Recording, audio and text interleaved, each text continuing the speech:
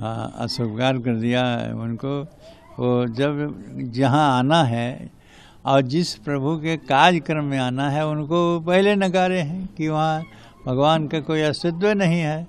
और ऐसी स्थिति में आएंगे तो लोग पूछेंगे कि आखिर गए आप, और जब अस्तित्व नहीं है तो आप किसको देखने गए थे, किसका दर्शन करने गए थे। इसलिए उनको और शर्मिंदा होना पड़ेगा। तो शर्मिंदा न हो इसीलिए पहले कह दिया और आरोप लगा दिया कि वो राजनीति के कारण, सत्ता के लिए कारण यह अनुष्ठान कर रहे हैं। तो उसमें राजनीति है, हम लोग राजनीति से परे हैं। इसे जो राजनीति से परे हैं वो अपना सड़क पर घूमते हैं। तो ऐसी स्थिति में उन्होंने जो नकार दिया, इस बात को उदारता तर्क का है कि उनको निमंत्रण नहीं दिया और जानते हुए कि यह नहीं आएंगे और इनको जब भगवान ही नहीं अनुकूल हैं, इनके उन्हीं को नकार दिए हैं तो आना नहीं है।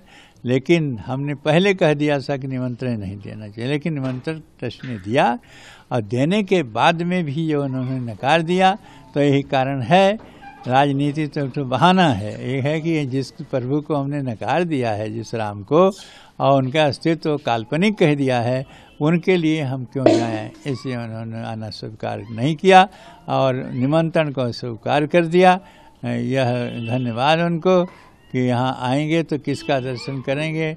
और उनको लज्जित होना पड़ेगा जब राम लगा के उस भव्य मंदिर और भव्य रामलला का स्वरूप देखेंगे तो और लज्जित लगेंगे। इसीलिए उन्होंने राजनीति के बहाना करके नकार दिया।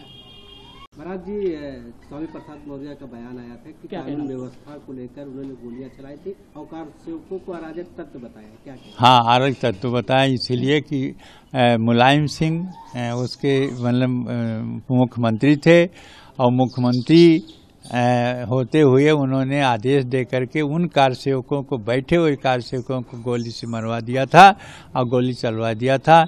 और उन्हीं के मंत्री, क्योंकि स्वामी प्रसाद मौर्य अब कह रहे हैं कि उनको गोली क्यों चलाई, इस कारण को बता रहे हैं।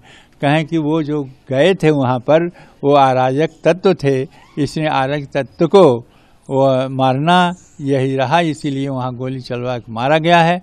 और इस प्रकार से राम भक्तों को इस संबंध में जान लेना चाहिए, देश विदेशियों को, कि जो शांतिपूर्वक ये कारसेवक आए थे उन्हें अराजक तत्व यह उनके अखिलेश जी के संकेत से कह रहे हैं कि इसलिए अराजक तत्व बताओ, इसके लिए बचने की बात कर रहे हैं। वस्तुतः शांतिपूर्वक बैठे हुए आतताई के समान, जैसे कि ये आतंकवादी करते हैं, उस प्रकार से मुलायम सिंह ने जैसे गोली चलाई वह बहुत ही निंदनीय है। मैं कहता हूँ ये पार्टी जब तक रहेगी तब तक इसको हत्यारी पार्टी कहा जाएगा कि पार्टी जो है वो हत्यारी पार्टी है। और देशभक्त समझ लें कि शांतिपूर्वक आए हुए जिस कारसेवकों को गोली मारी गई उनका उन्हीं का मंत्री स्वामी प्रसाद मौर्य अराजक तत्व कह रहे हैं। यह निंदनीय है और घोर निंदा इसका करना चाहिए।